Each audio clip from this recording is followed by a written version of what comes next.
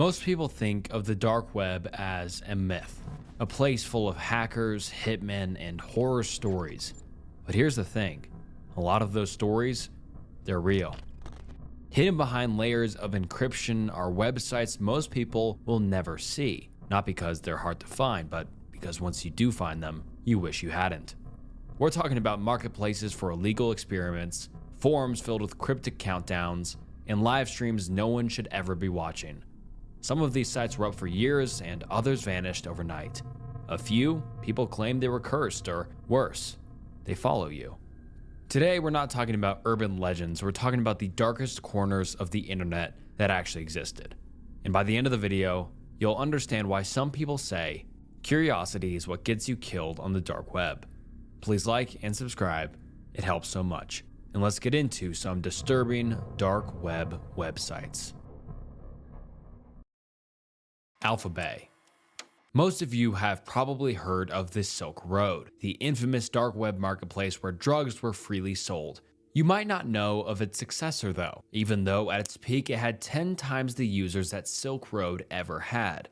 Founded in 2014, a few months after its predecessor was shut down by the FBI, it reached nearly 370,000 listings at its peak with 400,000 users and saw over $800,000 flow through the site in the form of crypto transactions every single day. The creator, Alexandre Casas, under the moniker Alpha02, was well known in carding forums, the black market for stolen card info. He would help out over there and eventually would decide to start his own marketplace. And Alphabay was born. It was modeled after a conventional e-commerce site. In its About Me section, Casas said that its goal was to become the largest eBay-style underground marketplace. He was well aware of the illegal activities he was facilitating and even advised vendors on how to avoid law enforcement. He charged each vendor a fee so they could sell on his site and charged a commission on each transaction, around 2 to 4%. A staff on payroll helped him maintain the site, which included a security administrator, D Snake, who had similar access as Alpha02, several monitors who could help refund Bitcoin, scam watchers who would look out for phishing attempts, etc., and even a PR manager who would manage outreach by posting on Reddit and other public forums. However, just like Silk Road, it would fall too. And for the same reason too. Laughably sloppy security. When Alphabay was launched, an associated forum was launched to allow customers to discuss. When you signed up, it asked you for an email for password recovery. And to that email, Alphabay would send an email, welcoming them. Sounds like a good idea, right? Customers should feel welcomed after all, except for the fact that the email address that sent these emails was actually Casas's personal email. Whenever you wanted to reset your password, you would also get an email from the same address. Obviously, law enforcement very easily found out who owned it. Casas's name and date of birth was revealed, and his LinkedIn profile showed that he worked at EBX Technologies. EBX Technologies was supposedly a web design firm, but its website was barely functional itself. Not a very good first impression for potential customers. In fact, as you may have guessed, it was a shell company to manage his crypto holdings and liquidate them without too much trouble. Currently, the website displays this message. Following the sudden death of Mr. Alexandre Casas in July 2017, CK acquired a portion of the assets of EBX Technologies. If you are a company or an individual who has done business with EBX Technologies in the past and have pending work or other needs, please contact us at your convenience. We would be delighted to meet you and discuss how we can help. We look forward to hearing from you. When it comes to the company that supposedly purchased the assets of EBX, CK is a very unique web design and development website. There's a chance that EBX Technologies very did service web development for clients. They soon found out that Casas was living in Bangkok, Thailand. The Royal Thai police, working together with the FBI, arrested him. Incredibly, his laptop was open, unlocked, and unencrypted. It was logged into the Alphabay website as admin, and he was in the process of rebooting the server as it went offline from an outage that the law enforcement created themselves. Every single password, including the website and server passwords, were listed in an open plain text file. Obviously, they seized everything. Apparently, Casas's liked to be organized, as there was another file that identified all assets and holdings that Casas held. It was very detailed, listing the storage and location of all crypto and assets like cars and property that he had bought. Pretty convenient for the police to find and seize everything. It turns out he was also trying to obtain citizenship in Cyprus, where it is possible to gain residence by investing in the country. He had sent 2.38 million euros to buy a villa to a Cyprus bank and had successfully bought his way into the country. And you may wonder why Cyprus? Well, Kazis probably chose it for its unique extradition laws. Before the formation of the European Union, countries would refuse to extradite you for crimes you committed in another country. However, after the formation of the European Union, this changed, and now EU countries consider each other as domestic for the purpose of extraditions. Despite Cyprus being a part of the EU, its extradition laws are different and would reject any foreign interference. And side note, the US is actually the only real exception to this, however. Cypriot banks only interface with the EU, so it does not get involved. Furthermore, they are very careful to not conduct business with any US citizens. Combined with the fact that citizenship can be easily bought and the banks don't really care where the money comes from, it makes it a very attractive location to launder money through. In the end, he had a total net worth of $23 million from his underworld empire. A few days after his arrest, he was found dead in his cell, allegedly committed S-word. Many in the dark web community felt like he was murdered. This was not the end of the story for AlphaBay though. You might remember a site administrator that had a similar level of access to the site, DSnake. 4 years later, he relaunched as the Lone Leader to make the AlphaBay name be remembered as more than the marketplace that got busted and founder made out to have committed S-word, in his own words. This time, however, the site would not compromise on security. One of the reasons Kazis was caught was through Bitcoin blockchain analysis, but now the site only accepted Monero, another cryptocurrency network which the same hack would be almost impossible to replicate on. In an interview with Wired, he detailed his security practices. He runs an Amnesak operating system which wipes all data on reboot. Furthermore, he claims to not store any incriminating data on hard drives and has a USB kill switch which would wipe his computer's memory in seconds. He shuts it down every time his PC leaves his site, even for bathroom breaks. In his own words, biggest issue is that regard is the human needs. I would say that is the biggest inconvenience. You make sacrifices, though once you get used to it, it becomes second nature. While Kazis made plans to go to a non-extradition country, DSnake actually managed it and says that he is located in the former USSR. AlphaBay always had ties to Russia. Its rules had always banned the sale of data stolen from victims from former USSR countries, which is a common practice among Russian hackers to prevent scrutiny. Now, DSnake implemented a blanket ban on discussion on USSR countries such as Russia, Belarus, Kazakhstan, Armenia, etc. Still, DSnake says he has traveled to several continents in the last 4 years and was living freely, all because of him always being technically ahead of the law. It didn't live up to its former glory, however, with only 500 listings in the beginning of its relaunch. But it does have a few flashy new features, mainly AlphaGuard. DSnake claims that it lets its users withdraw their funds even if AlphaBay went offline, as it automatically rents and sets up new servers if AlphaBay is detected as being offline. This way, customers can be sure that they won't lose any money.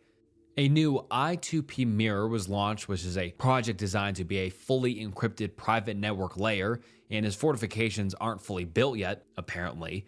He plans to make a fully decentralized marketplace with no singular point of failure, where he plans to host AlphaBay. The community is more skeptical, however, such as a thread on a majority Russian forum, XSS, where many users are distrustful of DSnake. It's fake and 99% sure, and Fed's opening it again, one commenter wrote. DSnake's utopian vision didn't last long. In January 2023, the site went offline.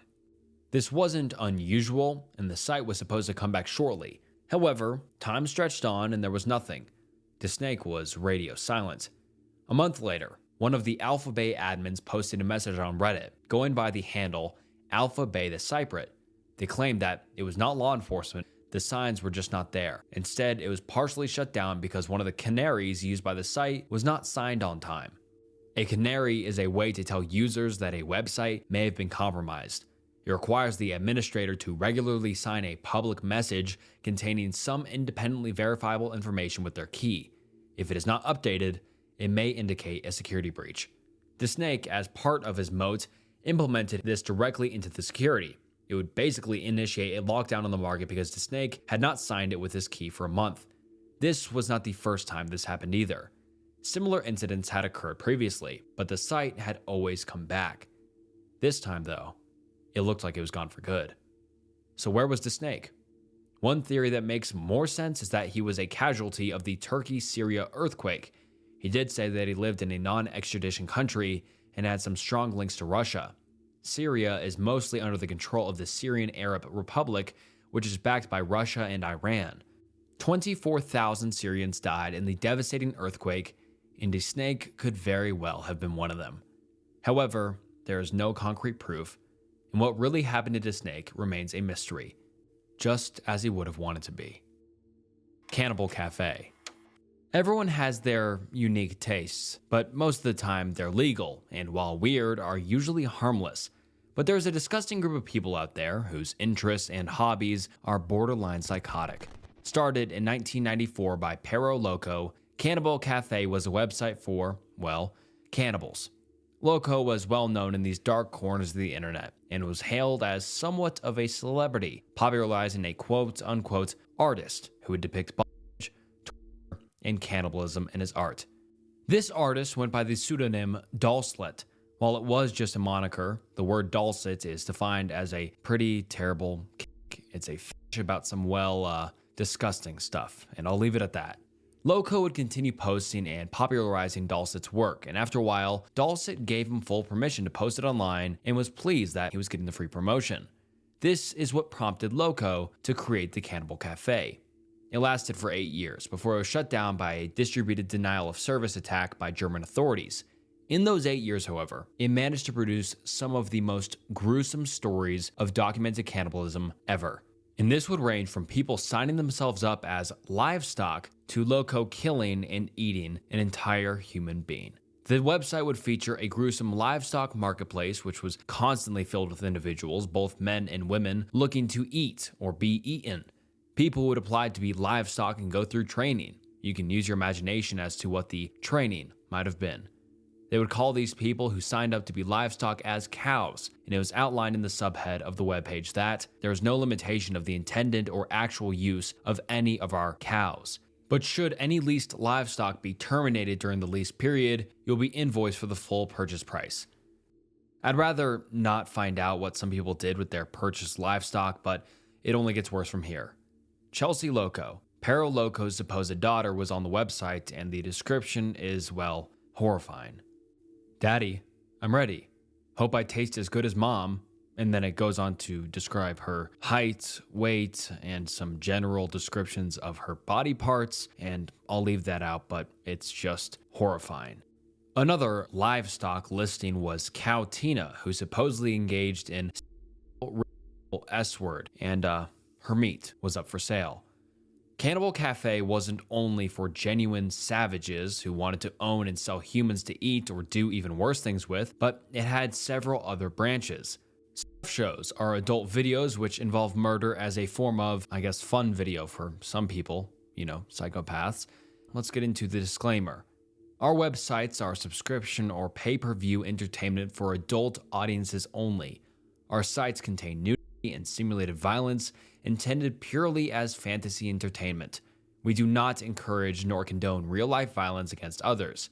There is no pornography at these sites, and no one is actually hurt during the making of our photo stories and videos. It linked to several other websites which would contain videos of men, but mostly women in other adult videos. Despite the very convincing disclaimer, the videos on the sites were real, with real women and men taking part in these heinous acts. The website encouraged heavy participation of viewers, that being through one of two ways. The first being a guest book where users would sign, leaving recommendations, opinions, or really whatever they felt like saying. This guest book had a concerning amount of sign-ons, each with increasingly concerning messages. Great site. Looking forward to see more ESP, more cows from Europe available for torture and slaughter. Wish more wild stuff went on there. Hope that this site rolls for you. Hey, looks nice so far. Can't wait for the human livestock to be bred and cattled. Right from the start. The Cannibal Cafe also hosted a message board, which is what would lead to its eventual shutdown. But what brought this site to the attention of the authorities was the Mewis Jurgen case. A user of Cannibal Cafe, Armin Mewis, had started talking to another user on the website, 44-year-old Bernd Jürgen Brandis, who lived 250 miles away from Armin. They started talking after Armin responded to an ad posted by Brandis on the Cannibal Cafe message board, who was looking for someone to eat him alive. On March 9th, 2001, Armin brought Jürgen home and had sex with him before killing him. While Brandis did consent to this, it's still very illegal. The following events were recorded on a video camera. And of course, I can't show any of this on YouTube since it is way too disturbing. Mewis performed a series of disturbing and illegal acts on Brandis, which involved severe bodily harm. Brandis had taken medication beforehand to help with the pain. Warning, the following details are still very graphic and unsettling. Viewer discretion is strongly advised, and if you have a weak stomach, please skip to the timestamp on screen. Following these initial acts, the two prepared and shared a meal involving Brandis' body. Brandis later requested to be left to pass peacefully, succumbing to his injuries overnight. His final words were reportedly, "I have to piss," before he collapsed. In the months that followed, Mewis continued to consume parts of Brandis before being arrested in December 2001. He was initially charged with manslaughter, but after a retrial in 2006, he was convicted of murder and disturbing the peace of the dead. So that was a YouTube-friendly description of what happened that day. Mewis is currently serving life in prison. Paraloco is still out there, the creator of Cannibal Cafe. After posting an announcement on the message board reading, "I am in the process of putting up an all-new website, which is called..." And the site is dedicated to the concept that there are real doll-set girls and we are going to explore our darkest desires, or at least I am, and you're welcome to join me for the fun. One thing in particular that I'm going to do is set up a photographic diary, or logbook, if you will, following the progression of our doll-set girls from the relative innocent submissive through training as the ultimate submissive to cattle status and ultimately to meat on the table.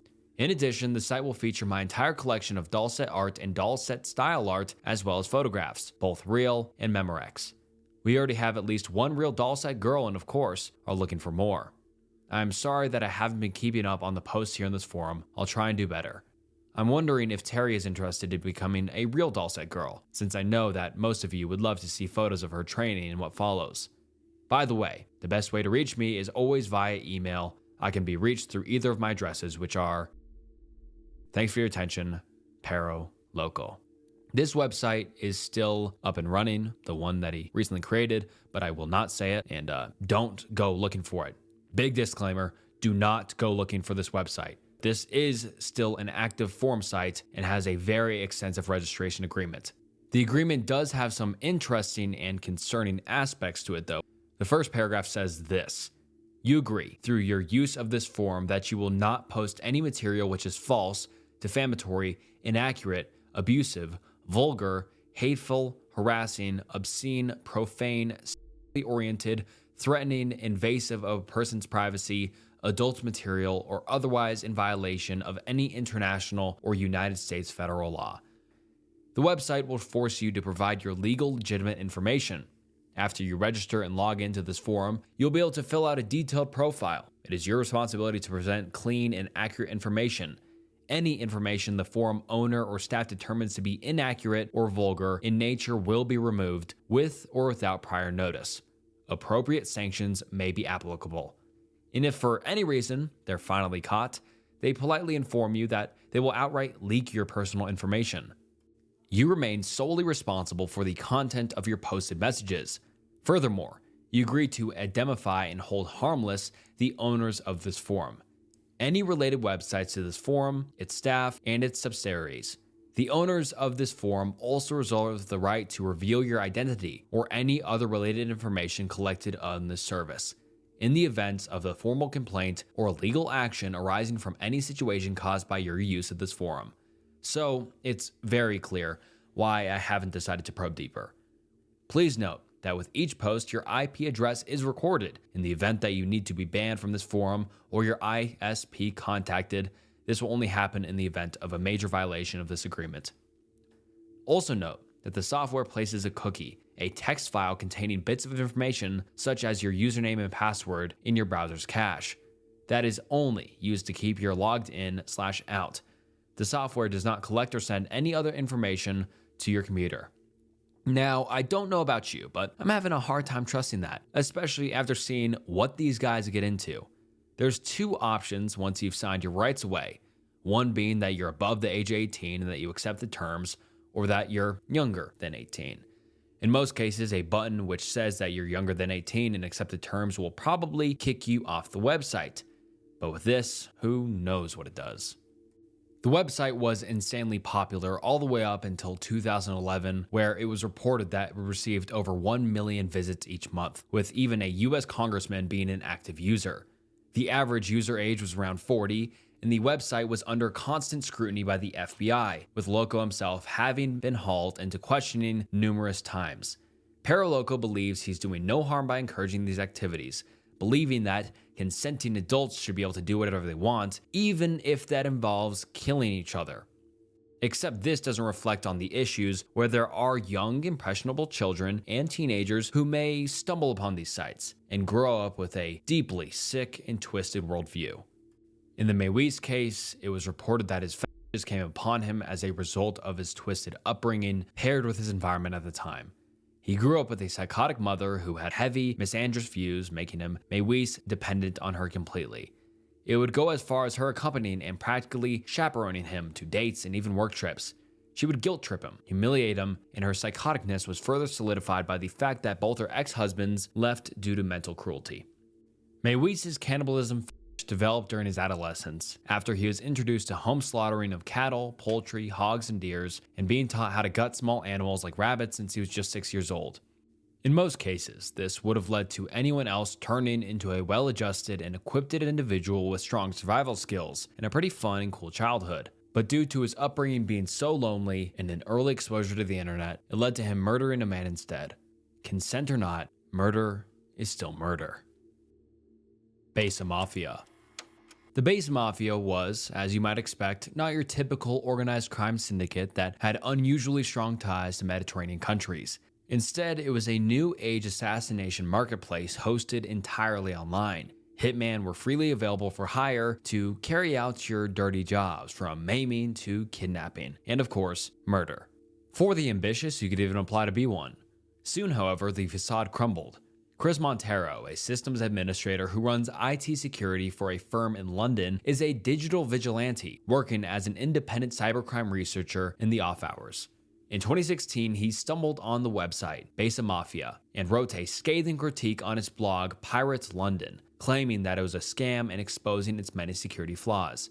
Reputation was very important to the owners of Besa Mafia, and the supposed site administrator, Yura, messaged him, furious, imploring him to take it down and then attempting to bribe him. Montero, of course, refused, believing that it was an all-empty threat. Yura seemingly wasn't all smoke, however. A few days later, he sent Montero a YouTube link of him setting a car on fire, holding a sign that said that it was dedicated to Pirate London, Montero's blog. Now worried that maybe it was actually a genuine hitman marketplace, Montero, along with an anonymous cybercop going by the name of Judge Judy, shut down the website entirely using a vulnerability that allowed him to see every order, which he later leaked online to be picked up by the FBI. Yura did not fall at this hurdle though, and continued setting up similar sites with similarly threatening names such as Sikhalin Hitman and Azerbaijani Eagles, Camorra Hitman, and a host of others. They all worked the same way. An aspiring criminal would set up an anonymous account, select their desired job, and upload the details. They would start a chat with Yura where he would coax them into trusting him and the Bitcoin would be sent over. Now, some of you may have had this suspicion from the beginning, that it was actually a scam and there were no real murders looking for the job. And you would be right, of course. Yura did not put much effort into making it believable either. His English was poor and his knowledge of the US geography even worse. For example, one user ordered a hit on somebody in Hawaii. Yura responded by saying that he had a hitman in a nearby state who could drive there and do the job no problem. For those unfamiliar with the United States, Hawaii is an island roughly 2,500 miles away from the nearest state. Not to mention that driving there would be very difficult with the Pacific Ocean between it and the US. The user still paid $3,000. The site used stock pictures of assassins and results from a Google search for scary-looking hitman on its front page. It would be laughable, if not for the real and despairing loss of lives that did actually occur due to this site. In February of 2016, a user named Dog Day God ordered a hit on a middle-aged woman posting, "For reasons that are too personal and would give away my identity, I need this bitch dead, so please help me." The target was Amy Alwine of Cottage Grove, Minnesota. She had a husband, Stephen, who worked as an IT professional and was also an elder in the United Church of God. They had an adopted teenage son. Dog Day God transferred around $6,000 in Bitcoin to Yura, feeding him information on when Amy would be alone in the house or places outside she would go where there would be no one else. First, they discussed a hit and run. Dog Day God liked this idea as it could be seen as an accident. And then arson. Yura promised him that it would be done soon, but the hitman were failing and he couldn't do anything about it. Of course, there were no attempts at all, and Yura kept asking for more money after each supposed failure, and Dog Day God grew angrier. "I do not care about date or method. You have her picture and address, so you can tailor or do whatever you need to do to get the job done." One curious request, however, was that the husband and kid be left alone. He claimed that the kid was a friend of their child and he did not wish to see him orphaned, a surprising amount of thought and empathy from someone who was planning to murder the kid's mother. Thankfully though, a couple of months later, nobody was murdered and nothing came from it. Another hacker by the name of BRSPD broke into the website and dumped all the chat logs online in May of 2016. The FBI picked these up and alerted all the targeted victims. They told Amy and Stefan to bump up their security, so they bought a home security system and a gun to protect themselves with. Stefan shot Amy in the head with the very same gun 6 months later. Stefan was Dog Day God all this time. Makes sense why in the request he made it that the assassin shouldn't kill the husband or child. The truth was that he'd been having affairs through Ashley Madison, which was a website for married or people in relationships to find other like-minded individuals to cheat with. He could not divorce his wife because of his position in the church, and so he took this drastic measure. Before it all started, he took out a $700,000 life insurance policy in his wife's name and had been sending her threats and pressuring her to end her life online. He attempted to make it look like an S-word, however, a police investigation revealed that the Bitcoin signature of the payment he made with Yura, recovered from the chat logs, matched the hard drive on his laptop. Proof that it was in fact not a S-word but a long-planned murder. Convicted of first-degree murder, he was sentenced to life in prison. Stefan is still serving out his sentence to this day. The inhumanity of the users really showed when another order was revealed. Another user by the name of Agent Psy inquired about a possible hit on a 14-year-old. It was no prank or some sort of morbid joke either, as the user actually transferred roughly $18,500 to Yura. And so somewhere in New Jersey, a kid is walking around with a nearly $20,000 bounty on his head. Another chat log revealed that a woman from Nevada ordered a hit on her ex-husband and transferred 12 Bitcoin to Besa Mafia. She was arrested and sentenced to 5 years in prison on the charge of a murder-for-hire plot. Thankfully, Besa Mafia was a scam website, so the major loss from its creation was the Bitcoin wallets of criminals, but innocents were still hurt or killed, as in the case of Amy Alwine. A was a huge online image board. It had barely any moderation, if any at all, leading to the posting of some very disturbing and usually outright illegal videos, images, and messages.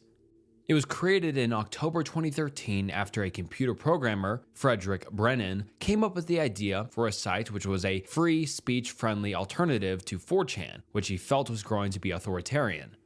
Brennan had grown up with brittle bone disease or osteogenesis imperfecta and lived his life in foster care, suffering over 120 bone fractures by the time he was 20. He had been using 4chan since the age of 12 in 2006. Quite the tragedy, and pretty telling when it came to where things went wrong. When his father put him and his brother in the foster care system of New York, he felt isolated and would browse 4chan for hours, dominating his childhood. He was a self-taught computer programmer and grew up to live in Brooklyn, working freelance. He was becoming increasingly frustrated with the moderators on 4chan, who he felt were too strict on what was supposed to be the wild west of the internet. Unsurprisingly, he was high on shrooms when the idea formed in his head, but was conscious enough to write it down so he wouldn't forget about it when he was sober. It took him 2 days to research and then compile a plan, releasing it online. But this fun little free speech message board experiment would turn incredibly drastic in ways you'd never imagine. 11 months after its creation, it became home to the Gamergate campaign. If you don't know, Gamergate was a misogynistic far-right wing campaign which lasted from 2014 to 2015. It started from a blog post written by the ex-boyfriend of Zoe Quinn, an indie video game dev. He made false claims that Quinn had slept with a journalist to get good reviews for her video game. This quickly spread to 4chan, and a mass harassment campaign was launched. They didn't spare any woman who defended her either, with doxing, R-word threats, and death threats becoming common. After extreme backlash, 4chan then banned any mention of Gamergate from its site, and the angry misogynists migrated to the 8chan website, where they continued to coordinate attacks on any who didn't agree with their supposed agenda. As Gamergate slowly faded from popular culture, the users remained and their agenda shifted to other individuals who opposed their mainly right-wing ideology. One such movement is the famous QAnon conspiracy. An anonymous user, Q, named after his supposed Q-level security clearance in the US government, would often post his conspiracy theories on sites like 4chan and 8chan. For those who don't know about this outlandish conspiracy, it basically outlines a theory that President Trump is waging war against elite Satan worshippers that run the government and inhabit other powerful positions in America. They believe that a day of reckoning will come where prominent leaders of this cult, such as Hillary Clinton, would be executed. Q predicted that Trump would win in the 2020 elections, but as you might already know, he didn't win. QAnon conspiracists were suspected to be behind the January 6 riots where Republicans stormed the Capitol building in an unprecedented attack. If that wasn't enough, the site was also a platform for 3 mass shooters who used it to advertise themselves. Brenton Tarrant livestreamed himself murdering 51 people in the devastating Christchurch mosque shooting in New Zealand, and he posted a link to his Facebook livestream first on 8chan with a message saying, "Well lads, it's time to stop posting and time to make a real-life effort post. I will carry out an attack against the invaders and will even livestream the attack via Facebook." His manifesto was also posted there. The Poway synagogue shooting, where 1 person was fatally shot and 3 injured, posted an extremely racist and anti-Semitic letter on 8chan trying to mirror the Christchurch shooting. The El Paso shooting, where 22 were killed and further 26 were injured, also posted a manifesto on 8chan ranting about immigration. All of these hate-filled posts received a sickening amount of praise from the 8chan user base. Cloudflare, a service that protects DDoS attacks, immediately stopped supporting 8chan as a client after these shootings. Its founder, Frederick Brennan, is disgusted by these events. He felt at least partially responsible for the hurt caused to so many due to his website. Until 2016, he served as an administrator, and his misgivings started soon after the days after the Christchurch shooting. He said that he didn't care if it was shut down, wondering whether it was a good thing that he created 8chan. Keeping it online soon became a struggle for Brennan, as bandwidth limits kept exceeding and nobody really wanted to host it for obvious reasons. Hope came from Ronald Watkins, along with his father and 8chan's current owner, Jim Watkins, who owned NT Technology, said he would host it, while Brennan acted as the public figurehead of the site. They did not charge him, only taking 60% of any profits 8chan made. Brennan soon moved to the Philippines, where he stayed in a fancy villa in Manila, provided by Watkins, who also lived there. Jim Watkins made his money by helping Japanese corn stars evade the country's strict regulations by hosting a corn site called Asia Bikini Bar and allowing them to host their content on it. In 2016, after a fallout with Watkins, Brennan soon left 8chan and gave up a complete control to the Watkins, who were prominent supporters of the QAnon conspiracy. After Cloudflare took down their services, the site rebranded to 8chan and relaunched through a Russian host known for enabling cyber criminal activity. But its return was brief until a Vancouver-based software company, Vanwa Tech, started providing services to 8chan. Vanwa Tech is known for hosting a variety of far-right and neo websites such as the Daily Stormer and Kiwi Farms, a website responsible for multiple S-words in the online community.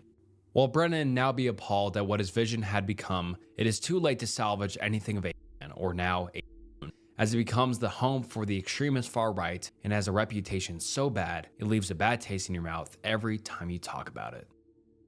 Rotten.com.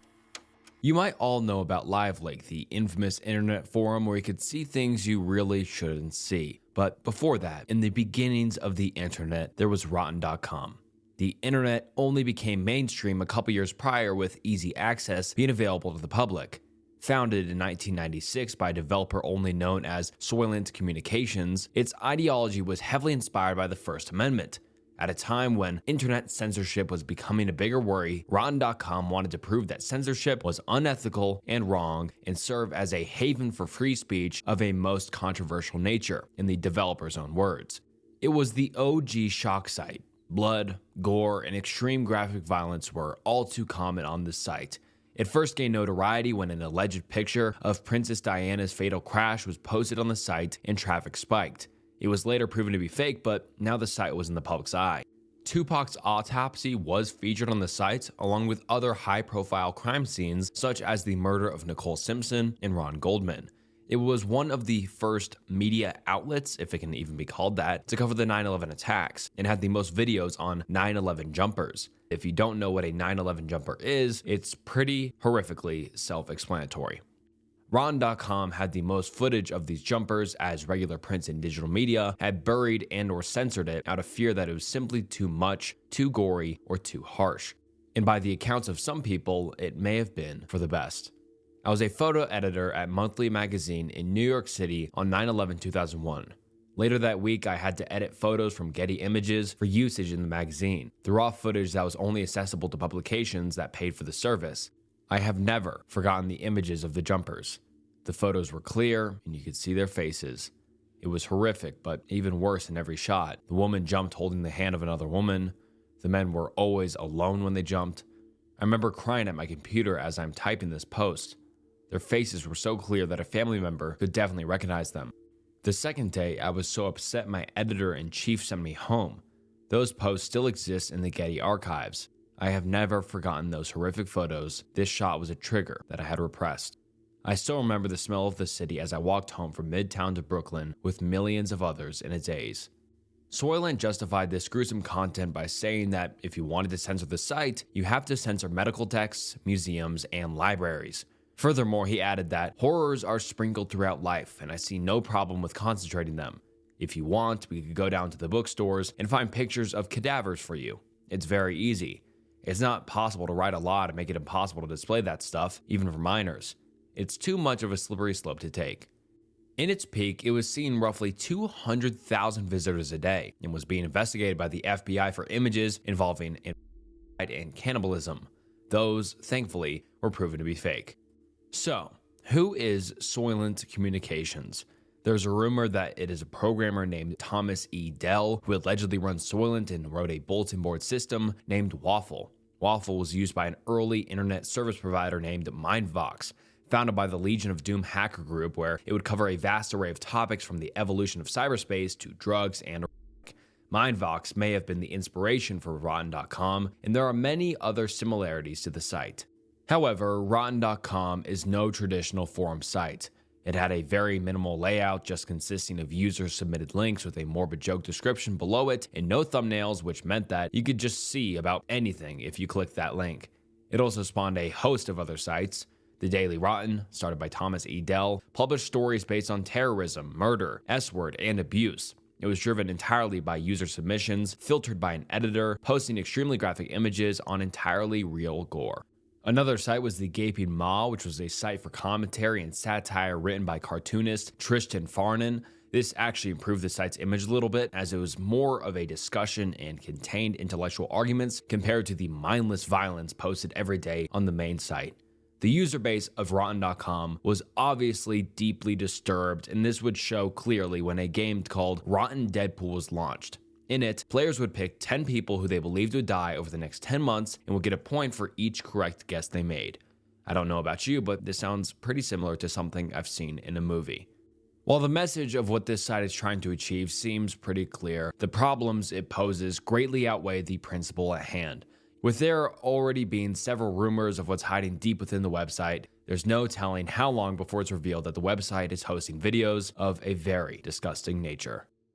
The internet is a mirror of humanity, and sometimes what it reflects is truly terrifying, and in this case, disturbing. These places remind us that not everything online is meant to be found. And if you made it this far, thank you so much for watching. I appreciate you all. This is one of my favorite videos I've ever made. Please comment down below if you'd like to see another dark web video in the future, or maybe an internet rabbit holes video in the future. I'm down to make anything. I appreciate you sticking to the end. Please like the video, subscribe to the channel. It helps a ton. This was Snook, and I'll see you next time. Bye.